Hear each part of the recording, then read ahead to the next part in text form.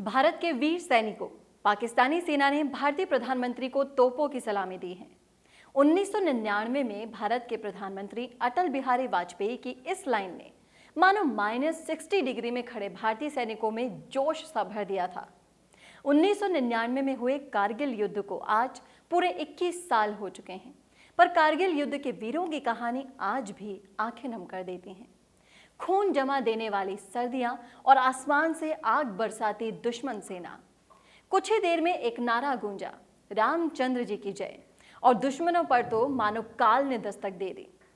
कारगिल के युद्ध में भारतीय सेना के कुल 527 जवान शहीद हुए और इन 527 जवानों में थे सूबेदार भंवरलाल भाकर और हवलदार मेजर यशवीर सिंह।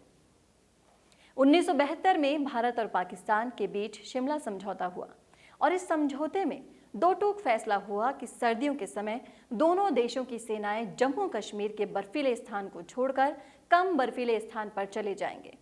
वक्त था 1998 का, जब भारतीय सेना शिमला समझौते के तहत बर्फीली जगह वाली LOC को छोड़कर चली गई।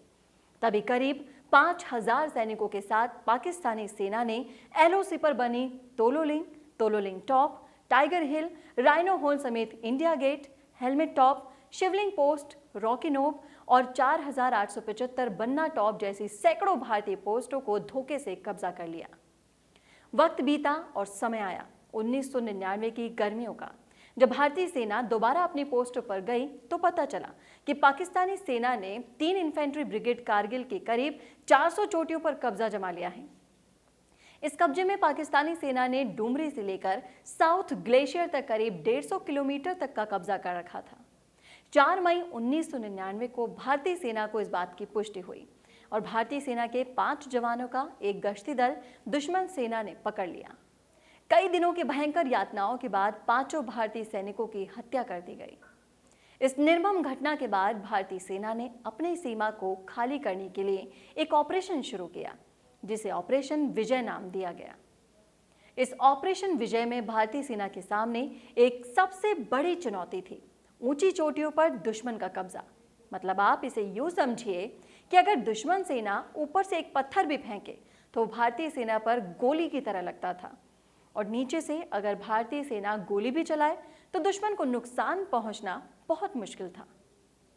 अब भारतीय सेना के पास बस एक ही विकल्प था कि वो गोलियों का सामना करते हुए कैसे ना कैसे पहाड़ियों पर पहुंच जाए। इसके लिए सेना ने अपने जवानों को टुकड़ियों में बांटना शुरू किया और रस्सी से धीरे धीरे भारतीय सैनिक पहाड़ी पर चढ़ना शुरू कर चुके थे।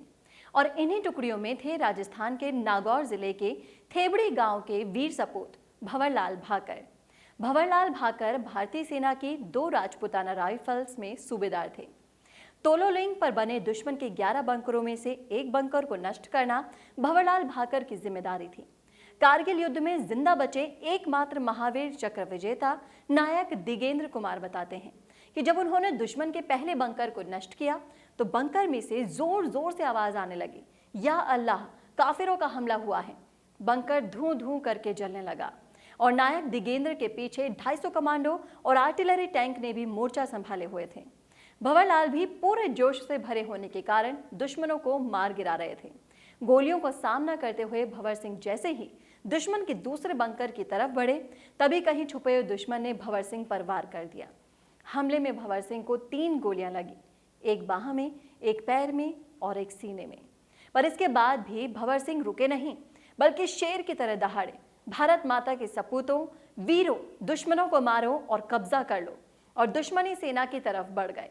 और अंत में एक गोली भंवर सिंह के सीने में आकर लगी और भारत माता का लाल भंवर सिंह अपनी देश की रक्षा करते हुए अपने देश पर कुर्बान हो गए। 12-13-1999 जून को भंवर सिंह शहीद हुए और 17 जून 1999 को उनके पैतृक गांव नागौर के थेबड़ी में पूरे सैनिक सम्मान के साथ अंतिम संस्कार हुआ। कहते हैं ना, पूत के पग पालने में ही दिख जाते हैं।